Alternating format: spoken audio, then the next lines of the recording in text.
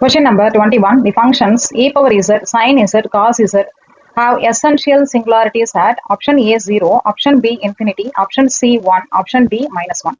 இந்த கொஸ்டின் பார்த்தீங்கன்னா PGTRB exam 2019ல கேட்காங்க. இந்த கொஸ்டினுக்கு ஆன்சர் நீங்க எத்தனை கெஸ் பண்ணியிருக்கலாம். இதை கொடுத்துருக்க ஃபங்க்ஷனல்ஸ் நல்லா பார்த்தீங்கனாலே உங்களுக்கு இதை வச்சு அனலைஸ் பண்ணி கண்டுபிடிச்சிக்கலாம். இ பவர் இசட் அப்புறம் சைன் காசு, சைன் காசு இன் டேர்ம்ஸ் ஆஃப் இ பவர்ல எழுத முடியும். அப்படி பார்த்தீங்கன்னா answer essential singularity option B இன்ஃபினிட்டின்றது தான் கரெக்ட் ஆன்சர்.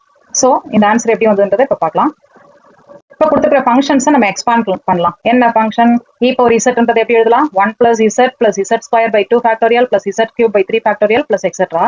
அது மாதிரி சைன் இசட்ன்றது நம்மளுக்கு ஆட் பவர்ஸா வரும், ஆல்டர்னேட் சைன் இருக்கும். Sine z is equal to z minus z³ by 3 factorial + z⁵ divide by 5 factorial minus etcetera. அதே மாதிரி காஸ் இசட்டோட value 1 minus z² by 2 factorial + z⁴ divide by 4 factorial minus etcetera. Sine and cos பார்த்தீங்கன்னா alternate science வரும். Sign வந்து add பவர்ஸா வரும், cos வந்து even பவர்ஸா வரும்.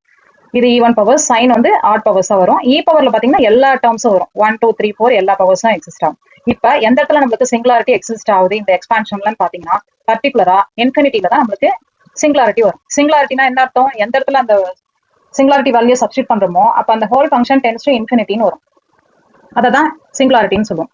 இங்க பாத்தீங்கன்னா நம்மளுக்கு டேர்ம்ஸ் வந்து இன்ஃபினிட் நம்பர் ஆஃப் டேர்ம்ஸா இருக்குது. இ பவர் இசட்லயும் சரி, சைன் இசட்லயும் சரி, காஸ் இசட்லயும் சரி. இப்ப சிங்குலாரிட்டின்றது z power z is equal to இன்ஃபினிட்டின்னு கண்டுபிடிச்சிட்டோம்.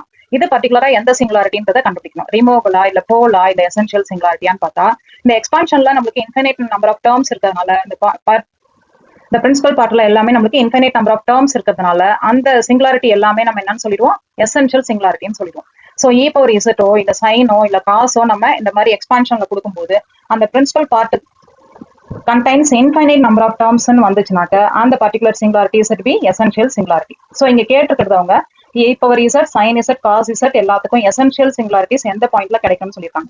பர்டிகுலரா இசட் இஸ் ஈக்குவல் டு இன்ஃபினிட்டின்றதுல தான் நமக்கு கிடைக்குது. ஏன்னா இசட் இஸ் ஈக்குவல் டு இன்ஃபினிட்டில தான் எல்லா ஃபங்க்ஷனும் டென்ஸ் டு இன்ஃபினிட்டியா கிடைக்கும் ஆன்சர். ஸோ இந்த எசென்ஷியல் சிங்குலாரிட்டின்றது இன்ஃபினிட்டின்ற ஆன்சர் பி, ஆப்ஷன் பின்றது தான் correct answer.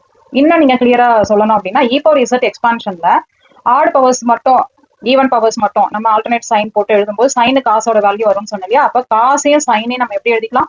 In terms of exponent function E power I Z plus E power minus I Z by 2 இருந்ததுன்னா cos z.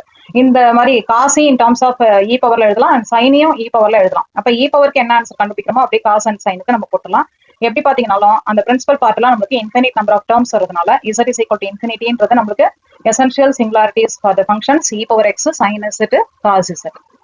So option B is the correct answer.